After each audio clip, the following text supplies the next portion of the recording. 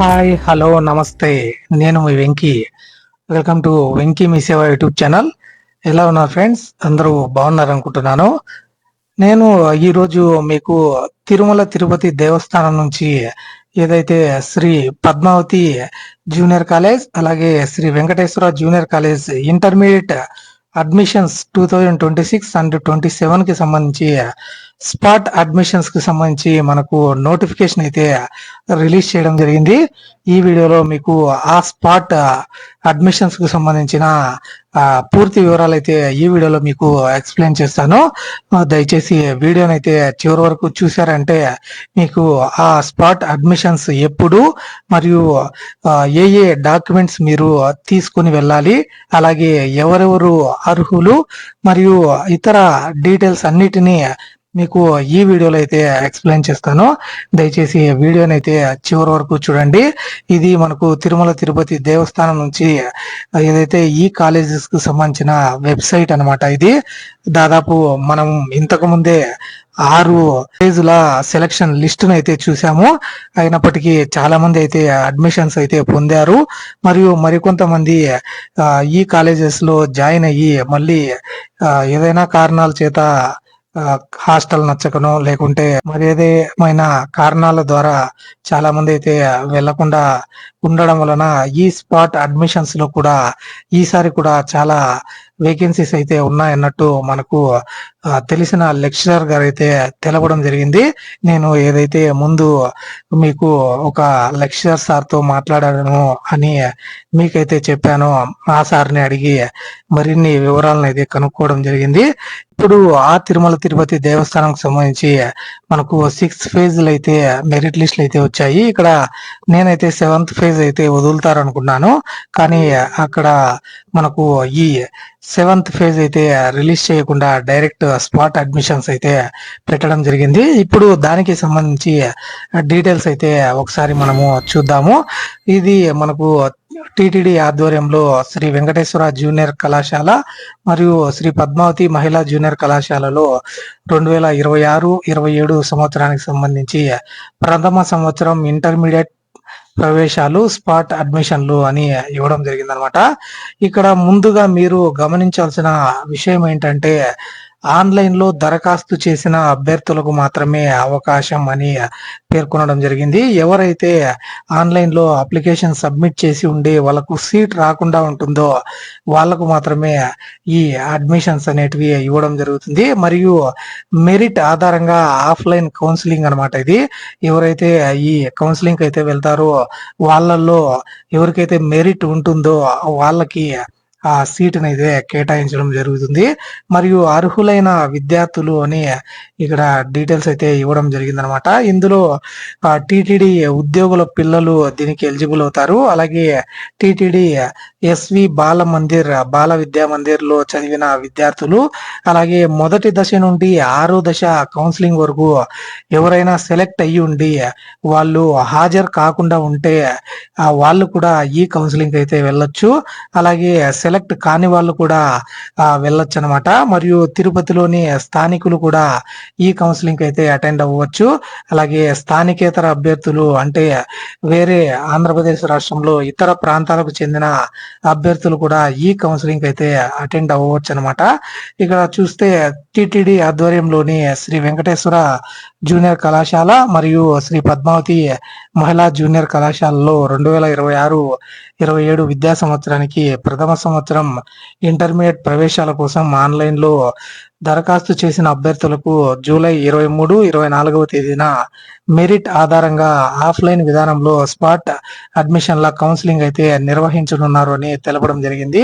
అంటే ఈ నెల 23 మరియు 24వ తేదీల్లో ఈ స్పాట్ అడ్మిషన్స్ అయితే ఉండబోతున్నాయి. మరియు ఆన్లైన్ లో దరఖాస్తు చేయని అభ్యర్థులకు ప్రవేశానికి అవకాశం ఉండదని టిటిడి అయితే స్పష్టం చేసిందనమాట. అంటే ఎవరైతే ఆన్లైన్ లో అప్లికేషన్ సబ్మిట్ చేసి ఉంటారో ఉంటారో వాళ్ళు మాత్రమే ఈ స్పాట్ అడ్మిషన్స్ కి అయితే అటెండ్ అవ్వగలరు. అలాగే అర్హులైన విద్యార్థులు తమ ఒరిజినల్ ధృవపత్రాలు మరియు సంబంధిత పత్రాలతో నిర్ణీత తేదీలు మరియు సమయాలలో సంబంధిత కళాశాలకు హాజరై స్పాట్ అడ్మిషన్స్ అవకాశాన్ని సద్వినియోగం చేసుకోవాలని మనకు తిరుమల తిరుపతి దేవస్థానం అయితే కోరుతుందన్నమాట. ఒరిజినల్ ధృవపత్రాలతో హాజరు కావాలి. అర్హులైన విద్యార్థులు అవసరమైన ఒరిజినల్ ధృవపత్రాలు మరియు సంబంధిత పత్రాలతో నిర్ణీత తేదీలు మరియు సమయాల్లో మాత్రమే మీరు ఆ స్పాట్ అడ్మిషన్ కోసం అయితే అటెండ్ అయ్యి ఆ అవకాశాన్ని అయితే సద్వినియోగం చేసుకోవాలి. ఇప్పుడు ఈ కౌన్సిలింగ్ షెడ్యూల్ అయితే మనము ఒకసారి చూద్దాము. ఇక్కడ ఈ జూలై 23 మరియు 24 ఈ 2 తేదీలలో ఈ కౌన్సిలింగ్ అయితే ఉండబోతుంది. మీకు ఎటువంటి డాక్యుమెంట్స్ కావాలన్నది కూడా ఇప్పుడే మీకు తెలుపుతాను. అందుకంటే ముందుగా కౌన్సిలింగ్ షెడ్యూల్ అయితే ఒకసారి చూద్దాము. జూలై 23 ఉదయం 8 గంటల నుంచి మధ్యాహ్నం 1 గంట వరకు 550 నుంచి 600 లోపల మార్కులు సాధించిన అభ్యర్థులు మీరు ఆ రోజు అటెండ్ అవ్వాల్సి ఉంటుంది. అంటే ఎవరైతే 550 మార్కుల నుంచి 600 మార్కుల లోపల పొంది ఉండి ఈ టిటిడి కాలేజెస్ లో చదువుకోవాలనుకుంటుంటారో వాళ్ళకి జూలై 23వ తేదీ ఉదయం 8 గంటల నుంచి మధ్యాహ్నం 1 గంట వరకు బాయ్స్ కి అయితే Shri Venkateswara junior college, girls కి అయితే Shri Padmavati women's junior college లో ఈ కౌన్సిలింగ్ అయితే ఉంటుంది. అలాగే మధ్యాహ్నం 2 గంటల నుంచి 6 గంటల వరకు 500 నుంచి 549 మార్కులు పొందిన విద్యార్థులు అనమాట 10వ తరగతిలో. అలాగే జూలై 24వ తేదీ ఉదయం 8 గంటలకి నుంచి మధ్యాహ్నం 1 గంట వరకు 450 నుంచి 499 మధ్యలో మార్కులు సాధించిన అభ్యర్థులు అయితే ఆ రోజు సర్టిఫికేట్ వెరిఫికేషన్ కి అయితే అటెండ్ అవ్వాల్సి ఉంటుంది. అలాగే మధ్యాహ్నం 2 గంటల నుంచి సాయంత్రం 6 గంటల వరకు అదే రోజు జూలై 24వ తేదీ మనకు 400 నుంచి 449 లోపల మార్కులు పొందిన వాళ్ళు ఆ రోజు మధ్యాహ్నం 2 గంటల నుంచి 6 గంటల వరకు అయితే ఈ సర్టిఫికేట్ వెరిఫికేషన్ కి అయితే అటెండ్ అవ్వాల్సి ఉంటుంది. చాలా మంది అయితే కామెంట్ చేశారు, అన్న మాకు ఏదైతే 400 మార్కులు వచ్చాయి సీట్ వస్తుందా, 450 మార్కులు వచ్చాయి సీట్ వస్తుందా అని. వాళ్ళందరూ కూడా ఈ సర్టిఫికేట్ వెరిఫికేషన్ కి అయితే అటెండ్ అవ్వచ్చు. కౌన్సిలింగ్ అనమాట, స్పాట్ అడ్మిషన్స్ కు సంబంధించి. వాళ్ళకు కూడా ఎవరు ఏదైతే అంతకంటే ముందుగా ఎవరు లేని పక్షంలో వాళ్ళకు కూడా సీట్ అయితే వచ్చే అవకాశం ఉంది. గమనికని ఒరిజినల్ ధృవపత్రాలు లేకుండా హాజరైన అభ్యర్థుల్ని పరిగణలోకి తీసుకోబడదు అని ఇవ్వడం జరిగింది. అలాగే టిటిడి ముఖ్య ప్రజా సంబంధాల అధికారిచే జారీ చేయబడింది అని ఈ నోటిఫికేషన్ అయితే మనకు రిలీజ్ చేయడం జరిగింది. మరియు ఈ ఏదైతే ఈ కౌన్సిలింగ్ కి మీకు ఎటువంటి డాక్యుమెంట్స్ కావాలి అన్నదైతే మీకైతే ఒకసారి చూపిస్తాను. ఇది మనకు చెక్ లిస్ట్ అనమాట. శ్రీ వెంకటేశ్వర జూనియర్ కాలేజ్ మరియు శ్రీ పద్మావతి మహిళా జూనియర్ కాలేజ్ మరియు ప్రథమ సంవత్సరం ఇంటర్మీడియట్ అడ్మిషన్ల కోసం పత్రాల చెక్ లిస్ట్ అని ఇవ్వడం జరిగింది. ఇక్కడ మీరు చూడొచ్చు అనమాట ఏ డాక్యుమెంట్స్ కావాలి అన్నది. అన్ని ఒరిజినల్ డాక్యుమెంట్స్ అయితే తీసుకొని వెళ్ళవలసి ఉంటుంది.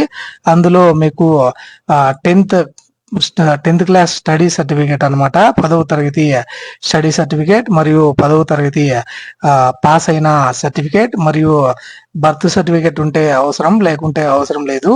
అలాగే ఆధార్ కార్డుని అయితే తీసుకుని వెళ్ళాలి మరియు క్యాస్ట్ సర్టిఫికేట్, ఇన్కమ్ సర్టిఫికేట్, ఒకవేళ ప్రైవేట్ క్యాండిడేట్స్ అయితే లోకల్ నాన్ లోకల్ సర్టిఫికేట్ మరియు ఈడబ్ల్యూఎస్ వర్తిస్తే ఈడబ్ల్యూఎస్ సర్టిఫికేట్ మరియు ఎవరైతే ఫిజికల్లీ హ్యాండిక్యాప్డ్ ఉంటారో వాళ్ళు దానికి సంబంధించిన సర్టిఫికేట్ మరియు టిటిడి ఉద్యోగి అయి ఉంటే దానికి సంబంధించిన ధృవీకరణ పత్రం మరియు టిటిడి ఎస్వి బాల విద్యా మందిర్ స్టూడెంట్ అయి ఉంటే దానికి సంబంధించిన సర్టిఫికేట్ మరియు వేరే స్టేట్ వాళ్ళు అయితే మైగ్రేషన్ సర్టిఫికేట్ మరియు టీసీ స్టడీ మరియు కాండక్ట్ సర్టిఫికేట్ మరియు పాస్పోర్ట్ సైజ్ ఫోటోలు 6 కాపీలు అయితే మీరు తీసుకుని వెళ్లాల్సి ఉంటుంది.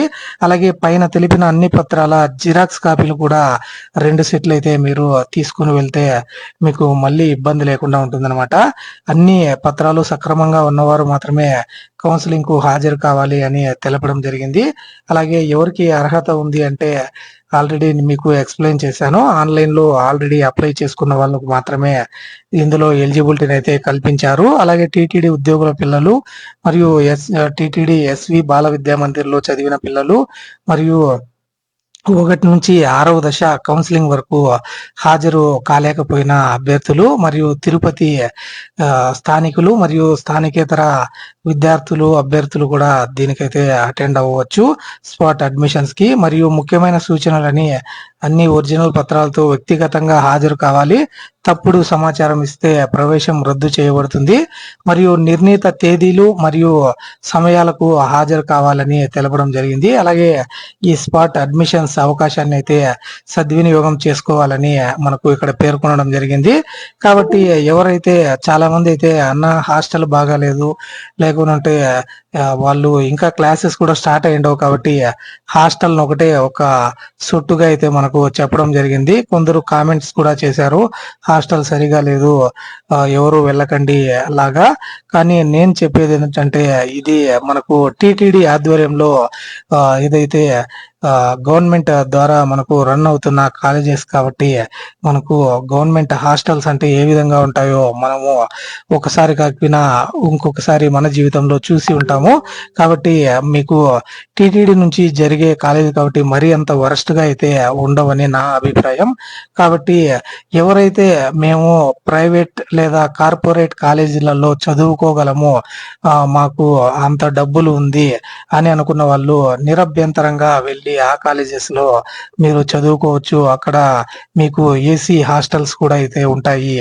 ఇది ఎవరికైతే డబ్బులు తక్కువగా ఉంటాయో, ఎవరైతే చదువుకోవడానికి ఆర్థికంగా ఇబ్బందులు పడుతుంటారో వాళ్లకు ఈ హాస్టల్ మరియు కాలేజ్ అనేది ఎంతగానో ఉపయోగపడుతుంది. ఇది నా యొక్క ఒపీనియన్ మాత్రమే. నన్నైతే మిమ్మల్ని ఎవరిని కించపరచాలని కాదు, ఎవరినైనా మనసు నొప్పించి ఉంటే క్షమించండి. కాబట్టి మీరు ఒకవేళ మానేస్తే తర్వాత నెక్స్ట్ క్యాండిడేట్ కైనా ఆ సీట్ అయితే వచ్చి వాళ్ళైనా బాగా చదువుకునేదానికి అవకాశం అయితే ఉంటుందన్నమాట. ఇది మనకు ఈ టీటీడీ కాలేజెస్ నుంచి ఏదైతే స్పాట్ అడ్మిషన్స్ కు సంబంధించిన పూర్తి వివరాలు అన్నమాట. మీకు ఎటువంటి డౌట్ ఉన్నప్పటికీ నాకైతే కామెంట్ చేయండి, ఖచ్చితంగా రిప్లై అయితే ఇస్తాను. అలాగే ఈ వీడియో మీకు నచ్చిందని అనుకుంటున్నాను. ఈ వీడియో మీకు నచ్చి ఉంటే ఒక లైక్ చేయండి. అలాగే ఎవరైతే ఈ టీటీడీ కాలేజెస్ కోసం అయితే అడ్మిషన్స్ కోసం అయితే వెయిట్ చేస్తున్నారో వాళ్ళందరికీ ఈ వీడియోని తప్పకుండా షేర్ చేయండి. ఇలాంటి మరిన్ని వీడియోస్ అయితే మన ఛానల్లో వస్తూనే ఉంటాయి. కాబట్టి మన వెంకీ మీ సేవ యూట్యూబ్ ఛానల్ ని సబ్స్క్రైబ్ చేసుకోండి. Thank you for watching. See you in the next video. Jai Hind.